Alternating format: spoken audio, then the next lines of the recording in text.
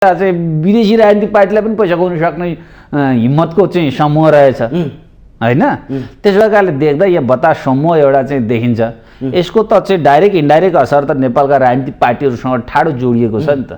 हरेक राजनीतिक पार्टीका चाहिँ शीर्षस्थ नेताहरू बताससँग चाहिँ उठबस खानपान गर्दा रहेछन्।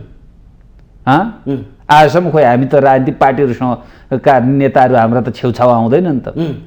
के कारण रहेछ त? आखिर बतास पनि एउटा चाहिँ नेपालकै नागरिक रहेछ, म पनि नागरिक, तपाईँ पनि नागरिक भन्दा त यी नेपालका राजनीतिक दलका चाहिँ पदाधिकारीहरूलाई त कहाँ पैसा छ, कहाँ ढुकुटी छ, कहाँ अनियमितता छ, कहाँ भ्रष्टाचार गर्न पाइन्छ, कहाँ चाहिँ तपाईँको घुसखोरी कमिसन पाइन्छ, कहाँ चाहिँ टेन्डरमा चाहिँ सेटिङ गर्न पाइन्छ, यिनै व्यक्तिहरूसँग सम्झौता गर्दै हिँड्दा रहेछन् भन्ने कुराको ज्वलन्त उदाहरण त आज देखियो नि। यो मात्रै नि, यहाँभन्दा अगाडिका काण्डमा पनि यी देखिए। यिनीहरूमा छानबिन हुन्छ, दोषी पत्ता लाग्दैन। हेर्नुहोस्, हिजो व्हाइट बडीको काण्ड उठायो मिडियाले, आज व्हाइट बडी कहाँ पुग्यो, कसलाई सजाय गर्यो थाहा छैन। हिजो चाहिँ 33 केजी सुनको कुरा आयो, आज त्यो 33 केजी सुन कहाँ छ कसैलाई पत्ता छैन। हिजो निर्मला हत्याकाण्डको कुरा खुब उठ्यो, आज निर्मला हत्याकाण्ड कसले गर्यो भन्ने कुरा आज चाहिँ निकेल्नु पुग्दैन। त्यसो भएका कारण एउटा एक समयमा उठ्ने र यो चाहिँ पानीका फोका जस्तो बिस्तारै सुक्दै जाने, अरू काण्डहरूले चाहिँ प्रोत्साहन पाउँदै जाने र देशमा भ्रष्टाचार बढ्दै जाने, अनियमितता बढ्दै जाने, कारबाही नहुँदै जाने र राजनीतिक पार्टीहरू एक पार्टीले अर्को पार्टीलाई चाहिँ पक्ष पोषण गर्दै जाने परिपाटी अन्त्य नभएसम्म हामी कहाँ भएको यो अनियमितताको ज्वरो हट्दैन। त्यसो भए यो विवाद पनि त्यत्तिकै सेलाउँछ होइन? यो त अब अर्को विवाद आउँछ, त्यसपछि यसको समाप्त भइहाल्छ नि।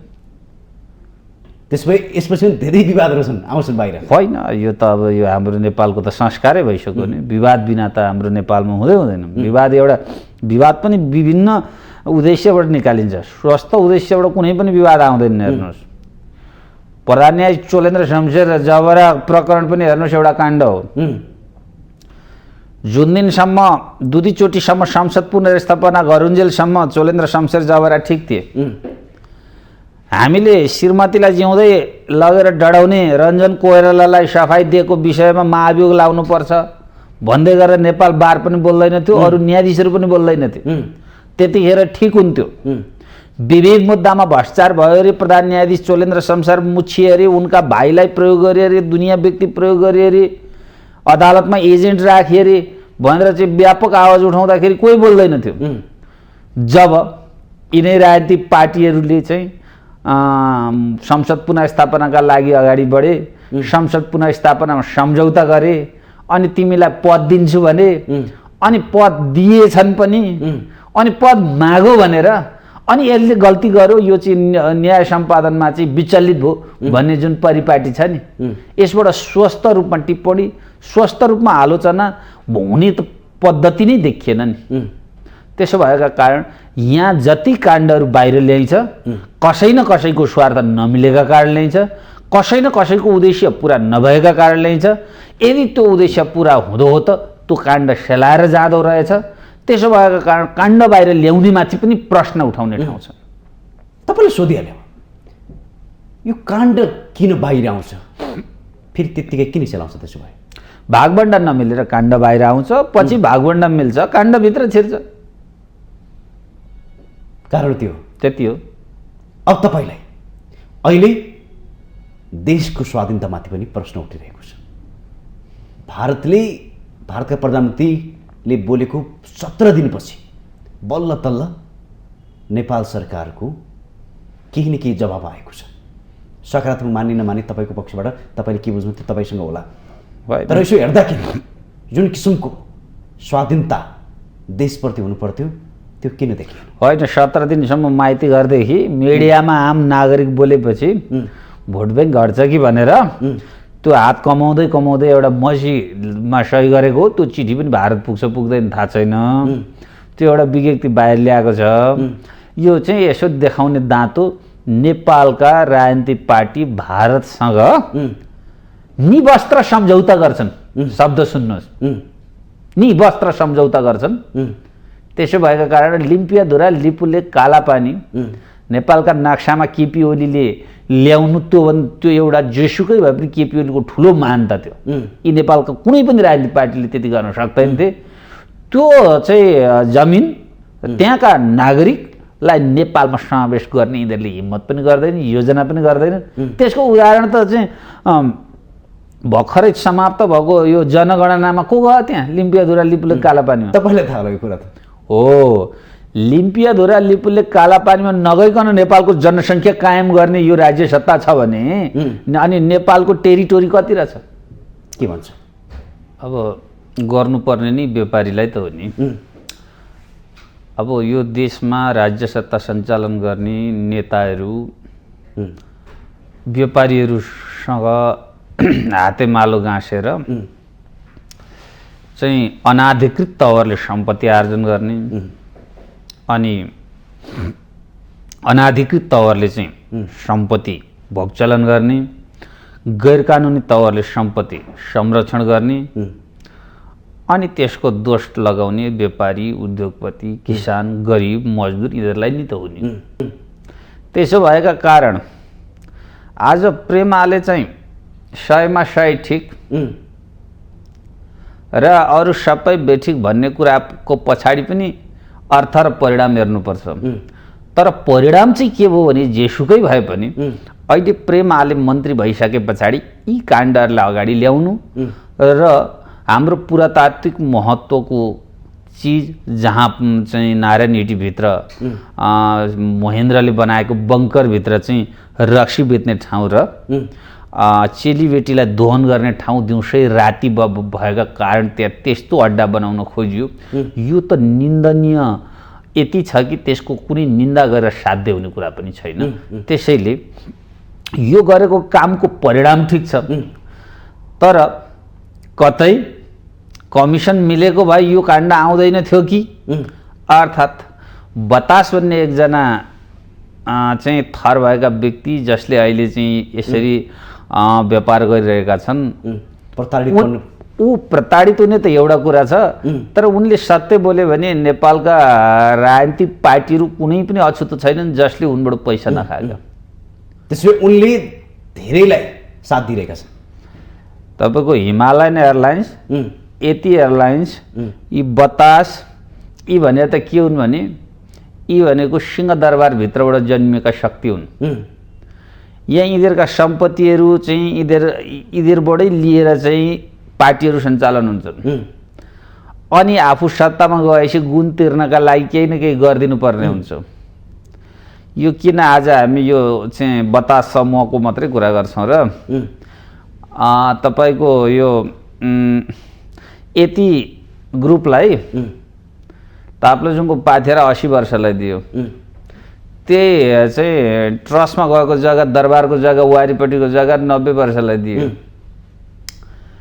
त चाहिँ यति एयरलाइन्सलाई चाहिँ 80 वर्ष 90 वर्षलाई लाङटाङदेखि लिएर चाहिँ देशका विभिन्न चाहिँ पुरातात्विक महत्त्वका, सांस्कृतिक महत्त्वका धार्मिक वनहरू जिम्मा लाइँदै गएछ भने एउटा गरिब सुकुम्बासीका हकमा बस्ने वासस्थानका लागि देऊ न आयोग बनाइदेऊ भन्दा ती आयोगमाथि ठुलो राजनीति हुन्छ र होइन। बालुवाटार काण्डमा जोडिएको व्यक्ति सर्वोच्च अदालतका न्यायाधीश छन्, कसरी जोडिनु?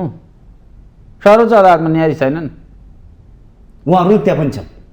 त जसले बालुवाटारको जग्गा आफ्नो नाममा लिएको थियो सर्वोच्च अदालतमा आज बालवाला न्यायाधीश हुनुहुन्छ। जसले त्यो जग्गा लिएको थियो आज देशको चाहिँ मुख्य तपाईँको चाहिँ मन्त्री पद खाएर बसेका थिए हिजो, आज पार्टीमा मुख्य पद धारण गरेर बसेका छन्।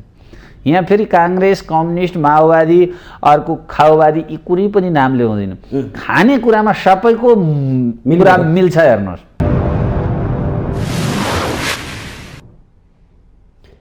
दर्शकबिन नमस्कार, स्वागत छ कार्यक्रम समाज र सन्दर्भ। आज समाज र सन्दर्भमा हामी देशमा कानुनले के साँच्चीकै निष्पक्ष हिसाबले हेरिरहेको छ या छैन।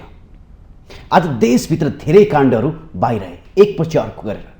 ओम्नी काण्ड, यति काण्ड, वाइटबडी काण्ड, धेरै काण्डहरू आए। हुँदाहुँदै बतास काण्ड पनि आयो। तर बतास काण्ड आउँदाखेरि बतास ग्रुप मात्रै बढी प्रताडित भएको देखिन्छ, आक्षेप खेप्नु परेको देखिन्छ।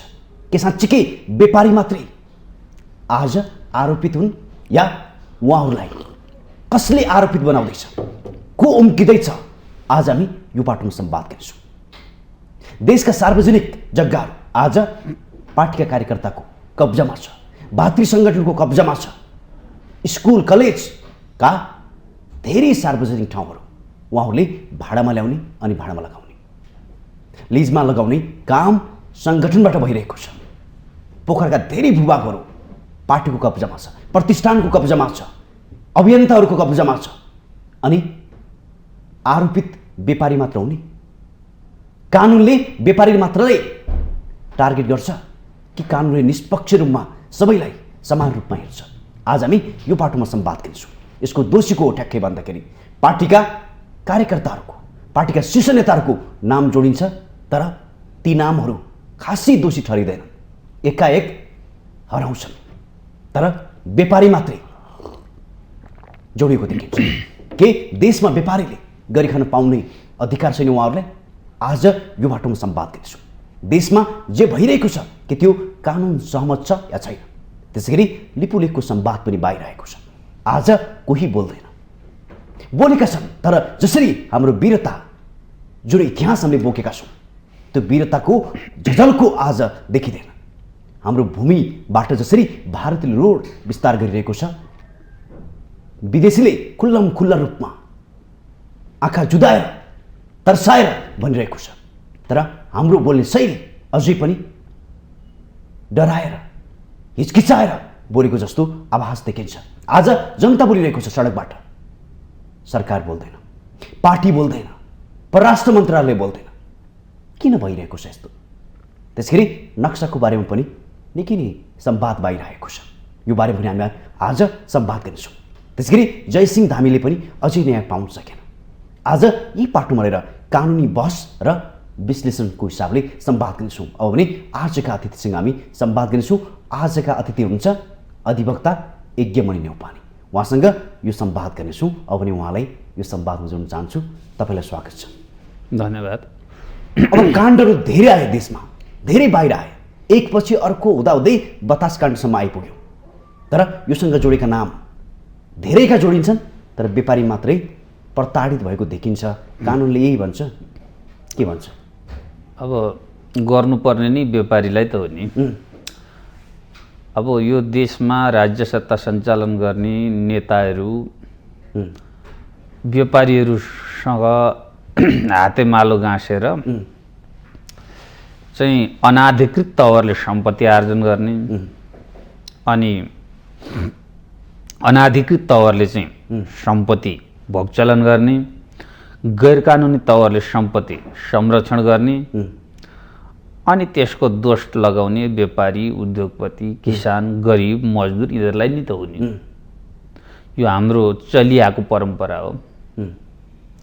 त्यसैले यो बतास समूहलाई आज जसरी प्रताडित गरिँदैछ र बतास समूहसँग सम्झौता गर्ने पक्ष चाहिँ जसरी यो देशको राज्य सत्ता सञ्चालन गर्ने लालमोहर प्राप्त गरेको हामीले हो र यो देश हामीले सञ्चालन गर्दाखेरि हामी जे पनि गर्न मिल्छ भनिराखेको छ।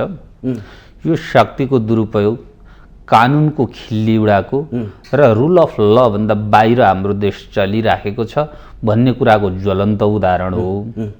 र हाम्रा देशका अरू इन्स्टिट्युसनहरू जस्तै अख्तियार दुरुपयोग अनुसन्धान आयोग, पुरातात्विक महत्त्वको सन्दर्भमा हेर्ने पुरातत्त्व विभाग, अब सम्पत्ति शुद्धिकरणको सन्दर्भमा हेर्ने सम्पत्ति शुद्धिकरण मनी लाउन्ड्रिङ सम्बन्धी हेर्ने चाहिँ आयोग र चाहिँ यी यस्ता चाहिँ देशका चाहिँ आयोगहरू जुन छन् यिनीहरू राजनीतिक पार्टीका हकमा मौन बस्ने र कुनै खरदार सुब्बासम्मका कर्मचारीले गर्यो भने उनीहरूलाई 1000 सम्मको घुसमा समातेर ल्याएर देशमा भ्रष्टाचार न्यूनीकरण गऱ्यौँ भन्ने र देशमा चाहिँ एउटा सुशासनको चाहिँ नारा दिने यो प्रचलन छ। यसकै ज्वलन्त उदाहरण हो। तपाईँले एउटा उदाहरण जोड्न चाहे। 3-4 वर्षदेखि पशुपति हो तिलगङ्गामा रहेको धर्मशाला बताससँग जोडेको छ। त्यो ठिक छ होला। आज बतास दोषी भयो भनेर अहिलेका पर्यटन मन्त्रीले त्यहाँ पनि पुगेर त्यहाँको निरीक्षण पनि गरे। वर्षौँदेखि व्यापार गर्दै आयो बतास समूह।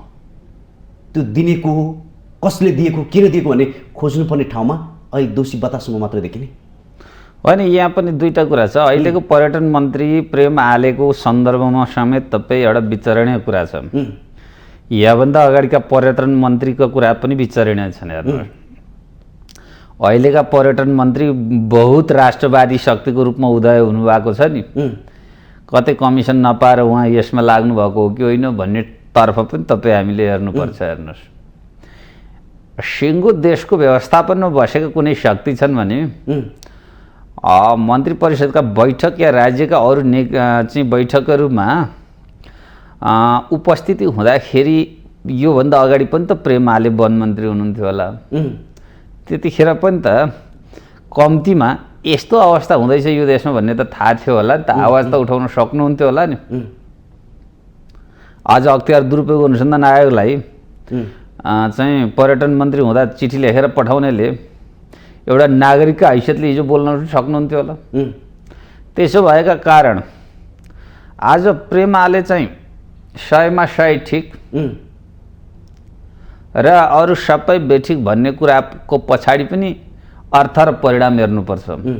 तर परिणाम चाहिँ के भयो भने जेसुकै भए पनि अहिले प्रेम आले मन्त्री भइसके पछाडि यी काण्डहरूलाई अगाडि ल्याउनु र हाम्रो पुरातात्विक महत्त्वको चिज जहाँ चाहिँ नारायण हिटीभित्र महेन्द्रले बनाएको बङ्करभित्र चाहिँ रक्सी बेच्ने ठाउँ र चेलीबेटीलाई दोहन गर्ने ठाउँ दिउँसै राति भएका कारण त्यहाँ त्यस्तो अड्डा बनाउन खोजियो।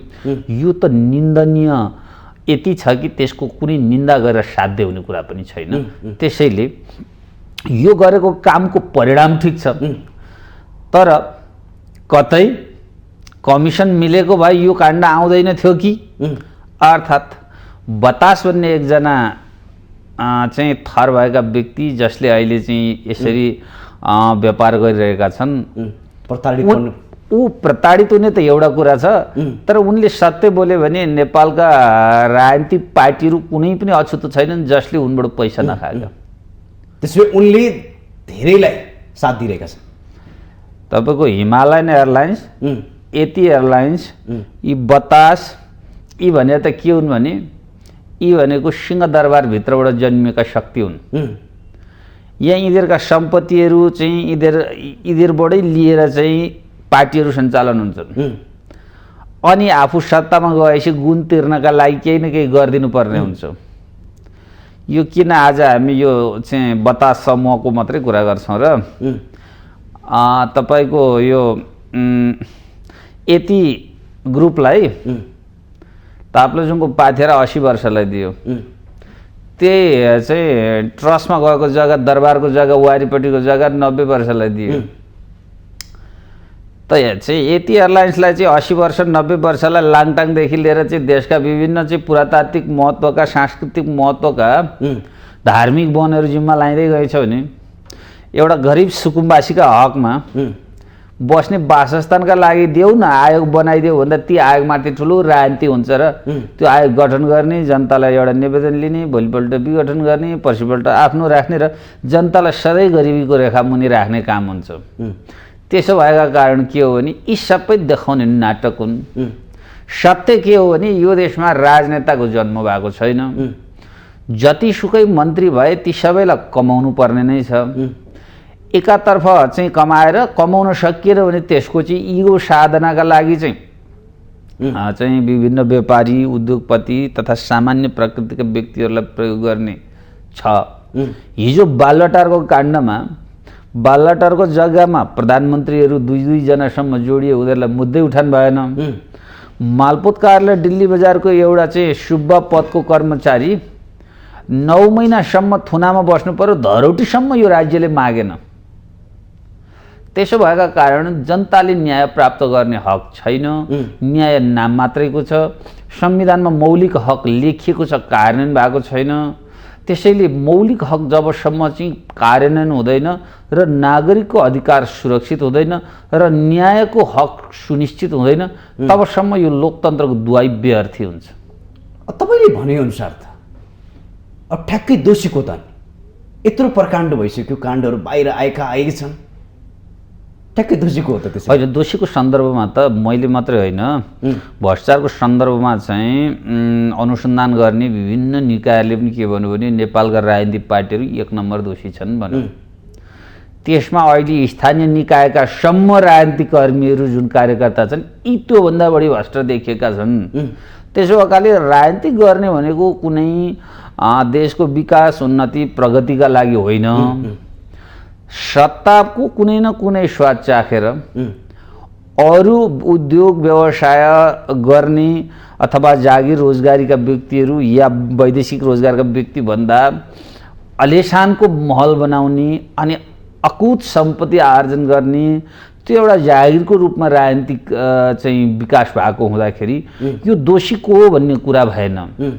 दोषी राजनीतिक संस्कार हो, दोषी राजनीतिक पार्टी हुन् र दोषी राजनीतिक मनोभावना हो। योबाट जबसम्म हामी माथि उठ्न सक्दैनौँ तबसम्म हेर्नुहोस् ग्रास लेभलको कार्यकर्ता पनि भ्रष्ट मानसिकताले चाहिँ अहिले चाहिँ अगाडि बढिराखेको देख्दा मलाई त्यति छिटो सुधार होला नि जस्तो लाग्दैन। त्यसैले राजनीतिक आवरण नै दोषी देखियो। तपाईँले के जोड्न चाह्यो भने यो अहिलेको काण्डमा पनि अर्थात् यो बतास काण्डमा पनि योगेश भट्टराई लगायत धेरै व्यक्तिहरूको नाम जोडेको छ, तर कानुन पनि मौन बसेको जस्तो देखिन्छ। यति बोल्दा बोल्दै पनि यस्तो भइरहेको छ भन्दा भन्दै पनि कानुनले यसरी मौन बस्नु मिल्छ? त्यही त। अब दोषी यदि बतास ग्रुप दोषी हो भने बतासले एक्लै सम्झौता गरे होइन, सम्झौताका अर्का पक्ष दोषी होलान्। त्यो विषयमा चाहिँ सरोकार राख्ने अरू निकायहरू होलान्, पुरातात्विक महत्त्वसँग चाहिँ सहमति दिने निकायहरू होलान्। त्यही नारायण हिटीमा पनि मलाई लाग्छ त्यहाँ चाहिँ उपसचिव सरहको चाहिँ कर्मचारी व्यवस्थापन गरेर त्यसको चाहिँ रेखदेख र संरक्षणका लागि व्यवस्था गरेको हुन्छ। निजको स्वीकृति र समर्थनमा केही कामहरू अगाडि बढ्नुपर्छ। अनि चौथो कुरो पुरातात्विक चाहिँ चिजवस्तुहरूलाई असर गर्छ गर्दैन भन्ने सन्दर्भमा हामीले चाहिँ पुरातत्त्वको महत्त्वको सन्दर्भमा पुरातत्त्व विभाग भन्ने स्थापना गरेका छौँ। त्यसको पनि तपाईँको त्यहाँ सहमति हुन्छ। यी सबै निकायहरूको सहमति मन्जुरी बेगर ती कुनै पनि कार्य हुन सक्दैनन्। एउटा मन्त्रीले एग्रिमेन्ट गर्नका लागि पुग्दै गर्दाखेरि त्यसमा चाहिँ 4-5 तह पार गरेको हुन्छ। ती टिप्पणी उठान गर्ने निर्णय गर्ने पदाधिकारीहरूको सन्दर्भमा प्रश्न उठ्दैन। इभन आजसम्म यति काम भएछ, हाम्रा मिडिया कर्मीहरू त्यो दिनसम्म संसारका सबै कुरा देख्ने, अरू भ्रष्टाचार देख्ने, नारायण हिटीभित्र यस्तो कार्य भइराखेको छ भन्ने कुरा सञ्चार माध्यममा नल्याउने सन्दर्भमा केही राष्ट्रिय मिडियाहरू पनि त्यतातर्फ पो संलग्न थिए कि भन्ने पनि आशंका गर्न सकिने अवस्था छ। जुन दिन प्रेम आलेले चाहिँ खोतल्न थाले त्यसको दिनदेखि मात्रै यो कुरा बाहिर आउनुको पछाडि के कारण हुन्छ? आखिर नेपाल त खुल्ला राज्यको अवधारणा हो।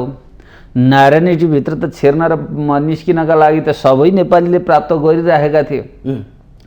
अनि आम नेपाली चाहिँ भित्र छिर्ने र बाहिर निस्किने गर्दाखेरि सञ्चार माध्यमको आँखा किन पुगेन छ आजसम्म त्यत्र बिल्डिङहरू बन्दाखेरि? त्यसो भएका कारणले गर्दाखेरि मुख्य सञ्चार माध्यमहरू पनि हाम्रो देशमा हेर्नुहोस् कुनै एउटा इस्युका पछाडि लाग्ने, त्यो कसैलाई समाप्त गर्नुपर्ने भयो भने मुख्य चाहिँ हाम्रो चाहिँ यी सूचनाका स्रोतहरू पनि प्रयोगमा आउने, भएन भने साइलेन्समा बस्ने एउटा विशेषता चाहिँ हेर्नुहोस् यहाँभित्र पनि छ। त्यसो भएकाले यसभित्रको संलग्नता डरलाग्दो छ। यो देशको भ्रष्टाचारमा संलग्नहरूको दस्तावेजै डरलाग्दो छ। त्यसैले तपाईँले भन्नुभयो पशुपतिमा चाहिँ त्यो धर्मशाला भन्ने शब्दको अर्थ के हो भने त्यो चाहिँ नेपालको शब्दकोशमा त्यहाँ कुनै रुपियाँ पैसा नलिइकन धार्मिक तपाईँको पर्यटकलाई बसोबास गर्नका लागि चाहिँ व्यवस्था गरिएको घरलाई धर्मशाला भनिन्छ। त्यहाँ त के छ भने स्टारवाला होटलभन्दा बढी चाहिँ सुविधा रकम लिएर चाहिँ त्यहाँ चाहिँ मान्छे राख्ने गरिएको छ। अब यो सन्दर्भमा कसले आजसम्म बोलेको थिएन? मैले के थप्नु मन लाग्यो भने सुनकाण्ड यति काण्ड धेरै काण्डहरू आए। कानुनले परमादेश दिएर प्रधानमन्त्री बनाउन सक्ने यति काण्ड आउँदाउँदै पनि कानुन अरूको लागि पनि हेरेर बस्नु मिल्छ मिल्दैन? होइन, काण्ड यसो जुन काण्डहरूभित्र राज्यको मुख्य शक्तिहरू लुकेको हुन्छ नि, ती काण्डहरू कहिल्यै पनि आउँदैन। हेर्नुहोस्, तपाईँले काण्डको नाममा यो चाहिँ भण्डारखाल पर्वदेखि कोत पर्वदेखिका यी काण्ड छन् नि, अनि प्रधानमन्त्री त सत्य तथ्य आजसम्म यी सबैमा हेर्नुहोस् सत्य आएको छैन। मैले फेरि पनि दोहोऱ्याउन चाहेँ, परमादेशबाट सिधै न्यायालयले प्रधानमन्त्री बनाउन सक्ने यो दोषी छन् भनेर चाहिँ भन्दाखेरि पनि न्यायालय मुखदर्शक भएर बस्नु मिल्छ मिल्दैन? तपाईँले अहिले न्यायालयको कुरा ल्याउनु भयो। न्यायालय भन्ने शब्द हेर्नुहोस् अब बाँकी छैन। नेपाल बार भन्ने शब्द धेरै साथीहरूले बोले, म धेरै नमिठो शब्द त नबोलौँला। हिजोदेखि गोला सुरु भएको छ जिल्ला अदालत र उच्च अदालतमा पनि।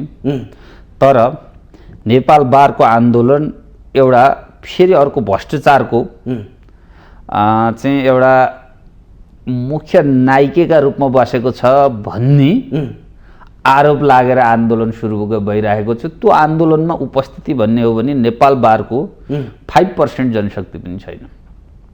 र कैयौँ नेपाल बारका साथीहरू पदाधिकारीहरूले के भनिरहेका छन्, न्यायालयको पुनर्संरचना र आम नागरिकले न्याय प्राप्त गर्ने हकका सन्दर्भमा नेपाल बारले आवाज उठाउँछ भने सहयोग गर्न हामी सबै तयार छौँ। तर एउटा भ्रष्टाचारीलाई विलय गर्ने र अर्को भ्रष्टाचारीलाई चाहिँ प्रोत्साहन गर्ने विषय, हिजो प्रयोग गरेको व्यक्तिलाई अब खेद्ने र अर्को व्यक्तिलाई प्रयोग गर्ने, जुन प्रयोगशालाका रूपमा न्यायालय बनाउने सन्दर्भमा हाम्रो किमार्थ चाहिँ समर्थन छैन भनेर नेपाल बारको ठुलो हिसाब बाहिरिएको छ। अहिले त्यो नेपाल बारका केही पदाधिकारीलाई यो आन्दोलन निल्नु न उकोल्नु भएको छ। न्यायालयमा प्रधान न्यायाधीशलाई जागिर दिएर राखिएको छ, चाहिँ मुद्दा हेर्न दिएको छैन। या त राज्यको निकाय कारबाही गर्ने निकायले भन्नु पर्यो, कारबाहीको दायरामा कानुनले जे निर्धारण गरेको छ ल्याउनु पर्यो, सजाय गर्नु पर्यो। होइन भने प्रधान न्यायाधीशलाई मुद्दा हेर्ने अधिकारबाट वञ्चित गर्नु भएन। किनभने नागरिकले करको दायरामा आएर तिरेको पैसा प्रधान न्यायाधीशले तलब भत्ता खाँदाखेरि पनि त्यहाँ त चाहिँ न्याय सम्पादन कार्य गर्नका लागि खाएको होला नि। प्रधान न्यायाधीश भएर बस्ने तर न्याय सम्पादन नगर्ने, अनि हामी नेपाली जनताले पालिराख्नु पर्ने नेपाल बार अरू न्यायाधीशहरूको यसमा धारणा बाहिर आउँदैन। हेर्नुहोस्, त्यसो भएकाले कुनै पनि पदाधिकारी र उच्च कर्मचारीहरूलाई यो देशको चाहिँ राजस्वको, यो देशमा चाहिँ नागरिकले कर तिरेको विषयमा चाहिँ जिम्मेवार ढङ्गले जवाबदेहिता देखिँदैन। त्यसकै उपज न्यायालय पनि भएकाले समग्र देशको न्यायालय कार्यपालिका र व्यवस्थापिका एउटै अवस्थामा लथालिङ्गका अवस्थामा रहेका कारण अब न्यायालयमाथि पनि न्याय सम्पादन होला, सजाय होला, कारबाही होला भन्ने कुरा विश्वास गर्न सकिने अवस्था छैन। मैले फेरि दोहोऱ्याएँ त्यही शब्द, परमादेशबाट प्रधानमन्त्री चयन गर्न सक्ने। तपाईँले अघि पनि जोड्नुभयो, बालवाटारको काण्डमा पूर्व प्रधानमन्त्रीहरू अथवा मन्त्रीहरू, प्रधानमन्त्रीहरू पनि मन्त्रीहरू जोडिएका छन्। तपाईँहरू दोषी हो भनेर चाहिँ कठघरामा उभ्याउन सक्ने अधिकार छ कि छैन न्यायालयलाई?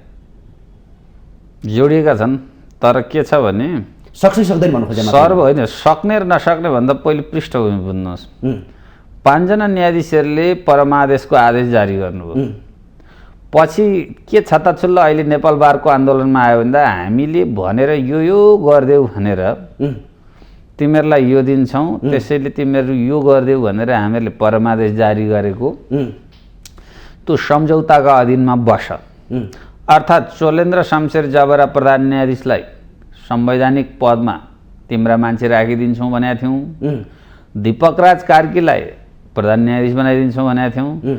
यसरी नै एवं रीतिले अरू न्यायाधीशहरूलाई पनि हामी न्याय सम्पादन गरिदिए बापत, परमादेश प्राप्त गराइदिए बापत तिमीहरूलाई पुरस्कार दिन्छौँ भनेका थियौँ, तकमा दिन्छौँ भनेका थियौँ, तकमा पनि दिइसक्यौँ।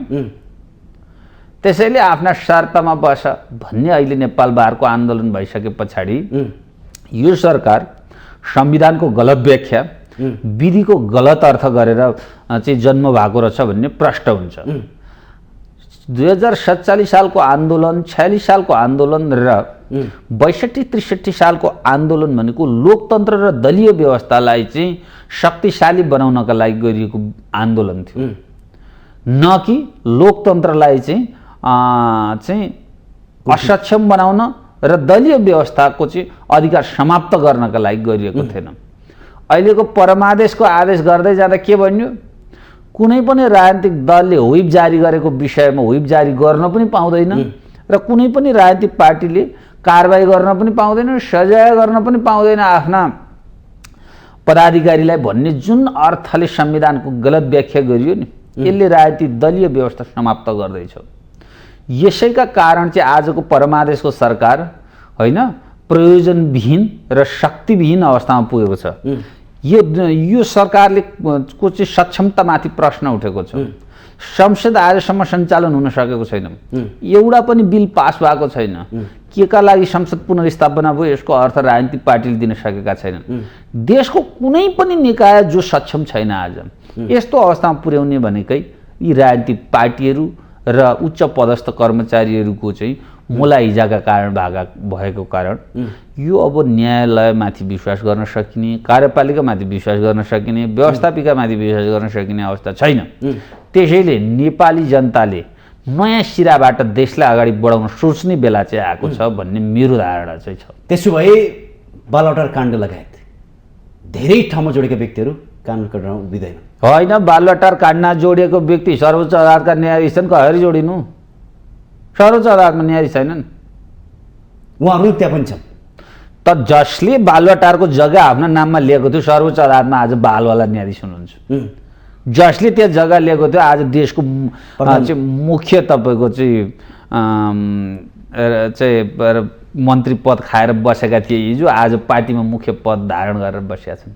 यहाँ फेरि काङ्ग्रेस, कम्युनिस्ट, माओवादी, अर्को खाओवादी यी कुनै पनि नामले हुँदैन। खाने कुरामा सबैको कुरा मिल्छ। हेर्नुहोस्, नेपालमा राजनीतिक पार्टीलाई चाहिँ राजनीतिक पार्टीका ठुला उच्च पदस्थ कर्मचारीलाई एकले अर्कालाई, एक नेताले अर्को नेतालाई भ्रष्टाचारमा अकुत सम्पत्तिमा कहिले पनि उठान गर्दैन, किनभने भोलि आफूलाई ऊ गएका बेला उठान गर्छ भनेर यिनीहरूलाई थाहा छ।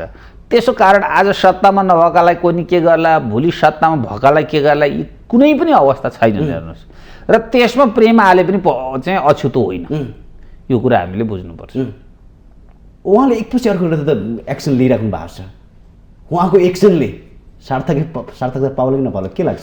होइन, एक्सन लिएको तौर तरिका गलत छ। आजसम्म नेपाल सरकारले गरेको बता समूहसँग गरेको चाहिँ एग्रिमेन्ट चाहिँ बदर गरेका छैन। मन्त्रीले जबरजस्ती गरेर हिँडेर हुन्छ? हो, सही काम छ, तर सम्झौता बदर गर्नु पर्थ्यो। यो राज्यले गरेको सम्झौता हो, यो राज्यले गलत गर्यो, जसले गलत गर्यो त्यसलाई सजाय गर्छौँ, तर तिमीलाई पुगेको क्षति बापत राज्यले यति क्षतिपूर्ति दियो भन्नु पर्दैन बतास समूहलाई।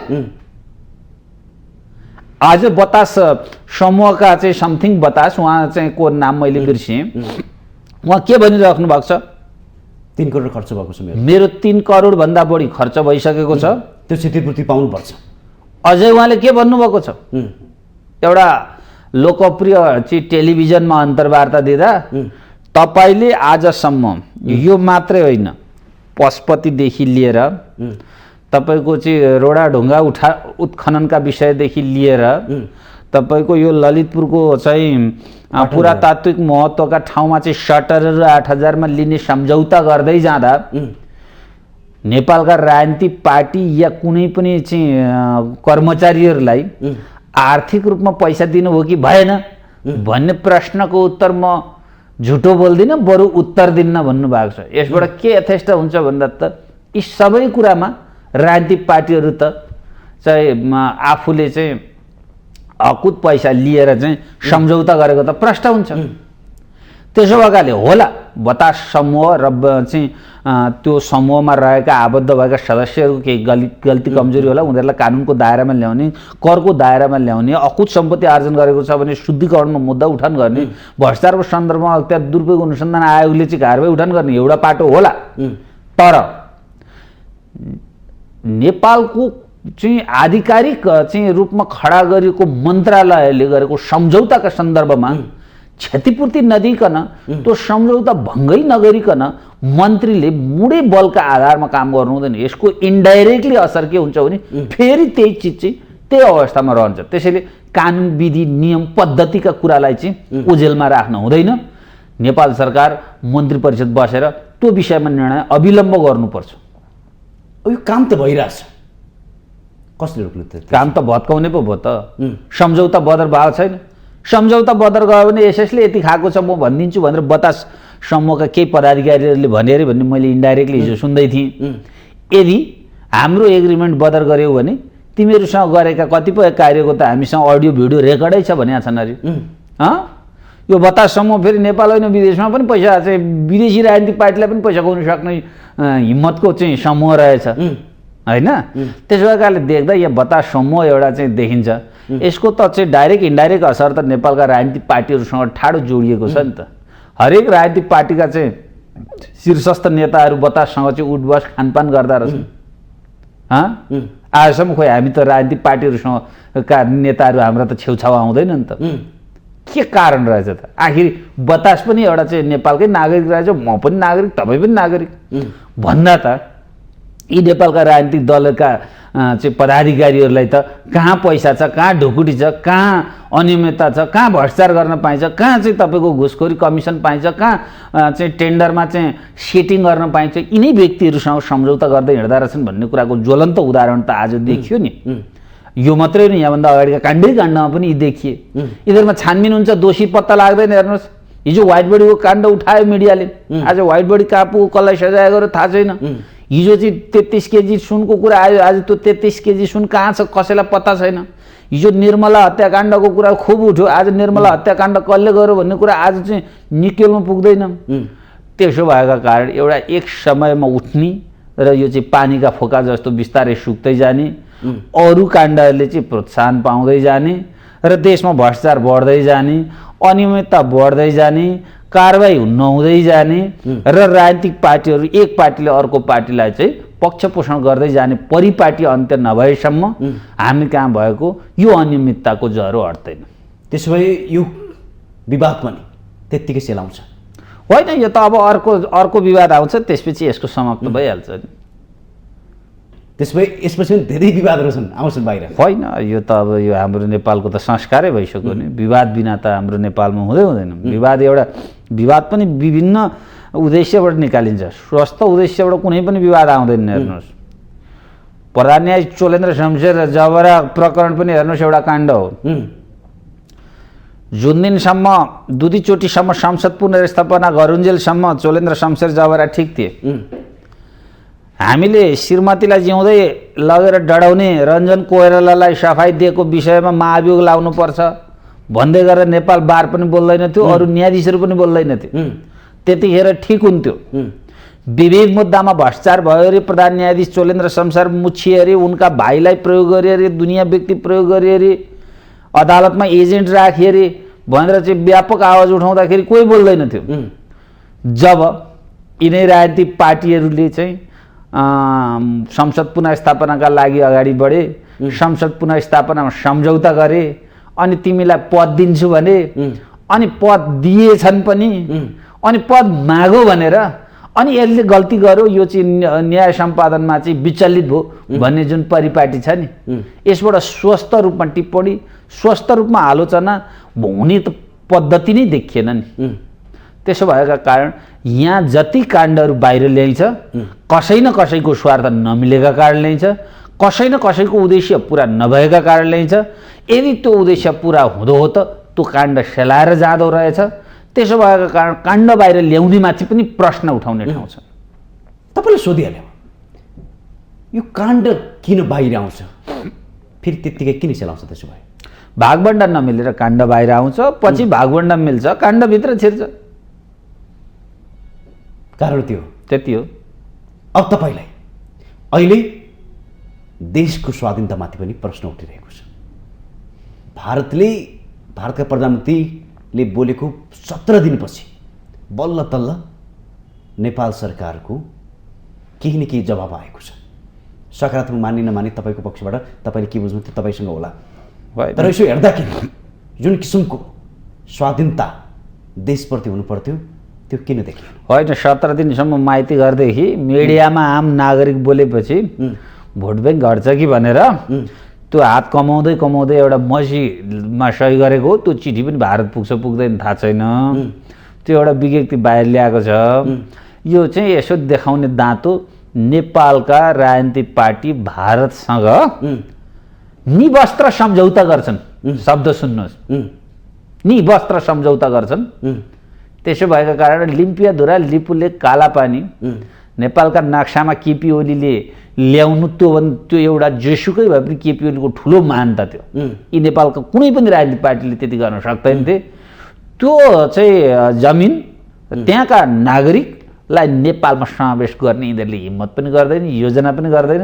त्यसको उदाहरण त चाहिँ भर्खरै समाप्त भएको यो जनगणनामा को गयो त्यहाँ लिम्पियाधुरा लिपुलेक कालापानीमा? तपाईँलाई थाहा लाग्यो कुरा त हो। लिम्पियाधुरा लिपुलेक कालापानीमा नगइकन नेपालको जनसङ्ख्या कायम गर्ने यो राज्य सत्ता छ भने अनि नेपालको टेरिटोरी कति रहेछ भन्दा त नेपालको क्षेत्र त लिम्पुलेक लिम्पियाधुरा र कालापानी भन्दा यतै रहेछ र त त्यो जनसङ्ख्या गणना गरियो। होइन भने के यसो भन्नु पर्यो, कसैले नेपालको जनसङ्ख्या कति हो भनेर क्वेसन आयो भने त्यो कि गलत मान्नु पर्यो आजको। त्यसो भएका कारण यो चाहिँ अब भारतसँग लडाइँ गरेर झगडा गरेर या सम्झौता गरेर या अनुरोध गरेर या वार्ता गरेर नेपालले आफ्नो भूमि फिर्ता ल्याउला भन्ने कुरामा यो पुस्ताले नसोचे पनि हुन्छ। किनभने यिनीहरूसँग त्यो सामर्थ्य र त्यो तागतै छैन। यिनीहरूको जन्मै त्यहाँबाट भएको छ। यो देशमा नेता हुनका लागि भारतको चाहिँ तपाईँको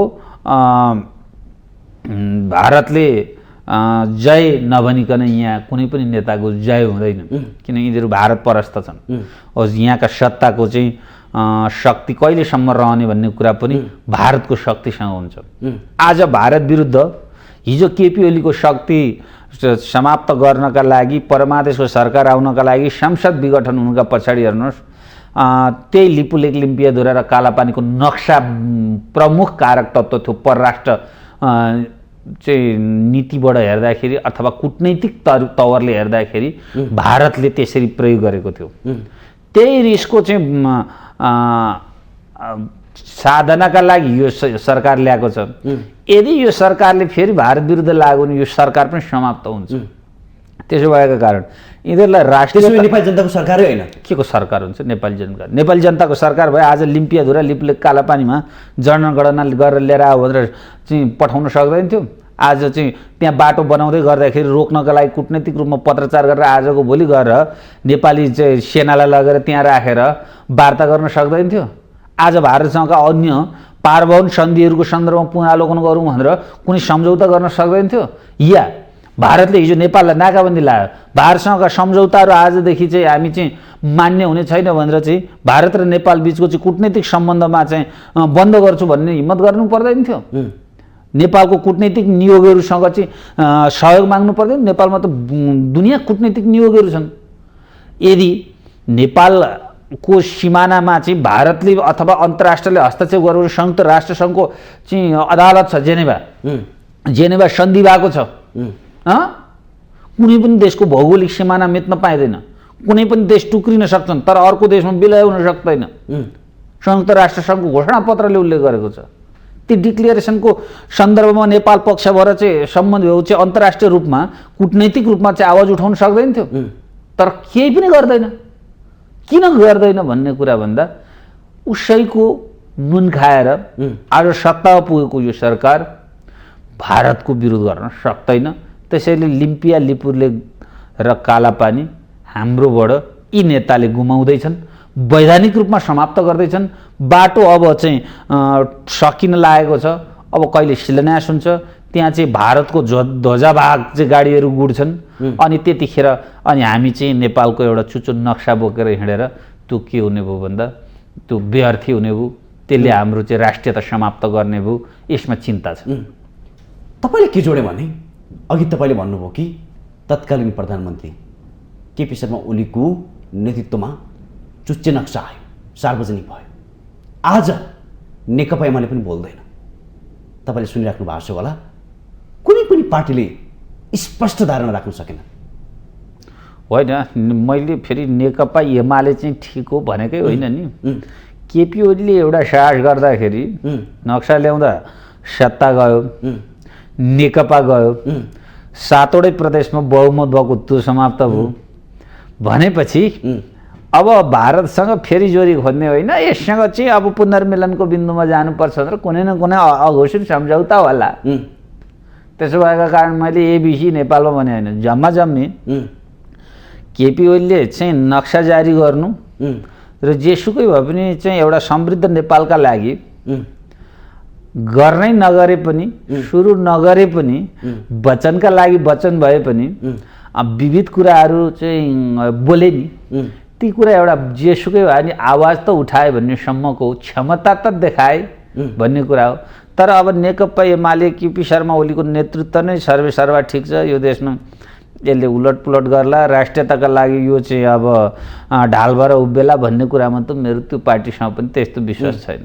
तपाईँले अघि नक्सा पुरा गर्नुभयो, कयौँ कानुनविदहरूले के पनि भनेका छन् भने नक्सा ल्याउँदाखेरि पनि गल्ती गरिएको छ, त्यतिखेर पनि धेरै कुरामा हेरफेर हुनु पर्थ्यो, अन्तर्राष्ट्रिय तपाईँले भने जस्तै अदालतको पनि त्यसमा निगरानी हुनु पर्थ्यो, हर्चुवाको भरमा नक्सा ल्याइयो भन्ने आरोप पनि लगाएको देखिन्छ। हेर्दाखेरि यसलाई कसरी होइन, अब हर्चुवाका भरमा ल्याउन त ल्यायो नि त, ल्याइसके पछाडि त नक्सा आयो, हाम्रो नक्सा यहाँसम्म भनेपछि त त्यो नक्सा बमोजिमको जमिन प्रयोग गर्ने सन्दर्भमा चाहिँ किन पहल नभएको? त्यो त कहिले भएन, त्यतिखेर भयो, त्यो अहिले पनि भएन। अहिले त झन् त्यही जग्गा मिचेर चाहिँ त्यहाँ रोड बन्दैछ चाइनासँग, त्यहाँ फेरि चाइना र इन्डियाले सम्झौता गरेका छन्, फेरि त्यो रोड त्यसै बनेको छैन। चाइना र इन्डियाले सम्झौता गरेर त्यो बाटो चाहिँ चाइना र इन्डियाको चाहिँ पारवहनको रूपमा चाहिँ काम गर्ने त्यहाँ चाहिँ बनाएको छ।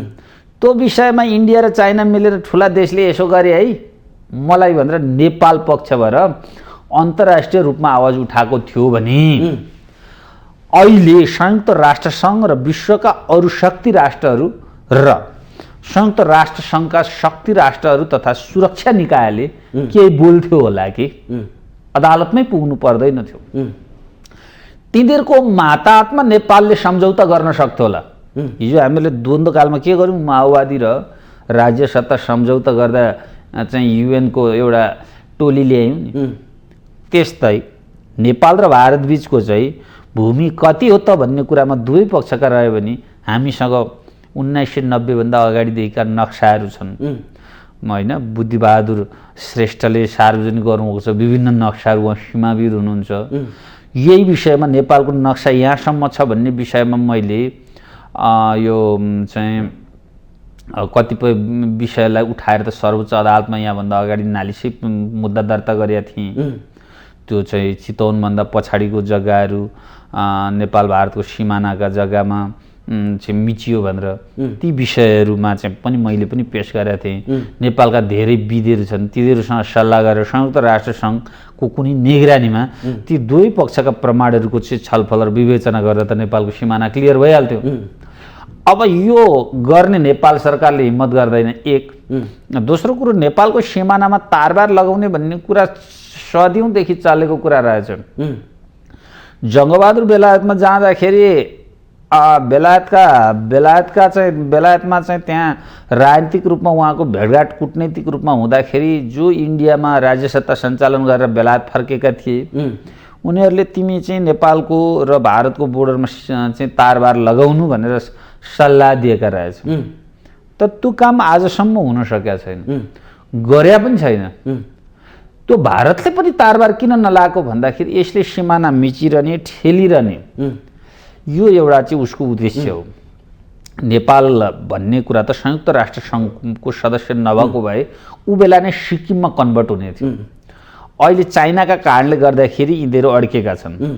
यो कुनै न कुनै दिन यसरी नै छोडियो भने यो कूटनैतिक रूपमा यदि भारत र चीन मिल्यो भने तराई चाहिँ इन्डियाको हुने र पहाडको बोर्डर चाहिँ चाइनाको हुने अवस्थामा पुगेर नेपालै विलय हुन सक्ने अवस्थामा पनि नेपाल पुगेको अवस्था छ। त्यसो भएको कारण हाम्रा राजनेताहरू यसरी नै विदेश परस्त भए र आफ्नो स्वाधीनताको सन्दर्भमा चाहिँ दर्यो गरिकन अन्तर्राष्ट्रिय रूपमा कुरा उठान गर्न सकेनन् भने नेपाल सिक्किम हुने, नेपाल फिजी हुने सम्भावना उत्तिकै छ। त्यसैले यसतर्फ पनि नेपालका राजनीतिक पार्टीहरू ध्यान दिनुपर्ने हो। यता ध्यान नदिएको हुँदाखेरि अहिले दुईटा शक्तिहरूको कुरा गर्छौँ नि हामी, एउटा राष्ट्रवादी शक्ति र राष्ट्रवादी इतर। यही अवस्थाको प्रतिनिधित्व ती शक्तिहरूले गरिरहेको मैले देखेको छु। तपाईँले के जोड्न चाह्यो भने अझ कैयौँ अभियन्ताहरू ग्रेटर नेपालको खोजीमा देखिन्छ हेर्दाखेरि। उहाँहरू यहाँभित्र चाहिँ नि पक्राउ पनि पर्दो रहेछन् पटक पटक त्यो बोल्दाखेरि। अब लिपुलेकको बारेमा पनि सरकार बोल्दैन, जो चाहिँ यसको बारेमा बोल्न खोज्छ नियन्त्रणमा पर्छ। त्यसो भए सत्ता समीकरण कसरी चलिरहेको छ? अब ग्रेटर नेपालको कुरामा चाहिँ यस्तो छ, ग्रेटर नेपाल भन्नु एउटा मन वचनमा एउटा कुरा हो। जुन नेपालको पहिलेको जुन नेपाल थियो, पछि जहाँ सम्झौता गरेर हामी काली नदीमा आयौँ, हिजोको टिस्टा हामीहरूले गुमायौँ, हिजो हामीहरूले चाहिँ समुद्रिक चाहिँ हाम्रो जुन पहुँच थियो त्यो गुमायौँ। त्यो गुमेको जमिनलाई फिर्ता ल्याउनका लागि हेर्नुहोस् ठुलै राजनीतिक शक्ति चाहिन्छ। फेरि देशले सम्झौता गरिसकेपछि संयुक्त राष्ट्र सङ्घको नेपाल चाहिँ सदस्य पनि भइसके पछाडि के हुन्छ भने आजसम्म आफ्नो देशको जुन सिमाना रह्यो त्यो सिमानाभन्दा दाहिने देब्रे अब हामी जाँदैनौँ। यदि देशमै कुनै शक्ति उठेर चाहिँ आत्मनिर्णयको अधिकारले देश टुक्रिन सक्ला, तर अर्को कुनै पनि देशलाई हामी कब्जा गर्दैनौँ भन्ने कुराको चाहिँ डिक्लेरेसन गरेको छ कि त्यो घोषणापत्र भइसके पछाडि अब कानुनत चाहिँ तपाईँको अर्को देशलाई हामीले त्यति सजिलै हस्तक्षेप गरेर भारतले आफ्नो भूमि बनाइसकेको अवस्थामा त्यति सजिलै हस्तक्षेप गरेर त्यो ग्रेटर नेपालमा हामी पुग्न सक्ने अवस्था त नरहला। त्यसका लागि भनेको शक्तिको कुरा हो। अब अहिलेसम्म संयुक्त राष्ट्र सङ्घको औचित्य समाप्त पनि भएको छैन होइन। पहिलेको चाहिँ राष्ट्र सङ्घको जस्तो अवस्थामा चाहिँ संयुक्त राष्ट्र सङ्घ पुगो कोही दिन भने त त्यसका कुरा एउटा कुरा होलान्। त्यतिखेर नेपाल शक्तिशाली हो नि त्यो अर्को कुरा होला। तर अहिले नै ग्रेटर नेपालको चाहिँ एउटा कल्पना गर्नु एउटा स्वाभाविक होला। तर नेपालकै चाहिँ राज्य सत्ता सञ्चालकहरूले चाहिँ सम्झौता गरिसकेपछि त्यो विषय फेरि चाहिँ उठान गर्ने भन्दा पनि भइरहेको सिमाना 1990ले नै निर्धारण गरेको चाहिँ नेपालको चाहिँ कालापानीसम्मको सिमाना, हाम्रो गीतमा उल्लेख भएको चाहिँ सिमाना नै आज त्यो कालापानीको नदीको शिर नै यता ओरको अर्कै खोलाको शिरलाई कालापानी भनेर जुन चाहिँ भारतले हस्तक्षेप गरेको छ त्यो सिमाना नै जोगाउन सक्यौँ र हाम्रो तराई बेल्ट तर त पहाडका विभिन्न ठाउँहरूमा भएका चाहिँ भारतले गरेका इलामको फिकलदेखि लिएर चुलाचुलीका चाहिँ ती क्षेत्र संरक्षण गर्न सक्यौँ भने नि हाम्रो भएको भूमि नै संरक्षण गर्न सक्यौँ भने त्यो नै ठुलो कुरो हो भन्छु म। किन संरक्षण भइरहेछ नि त्यसो भए?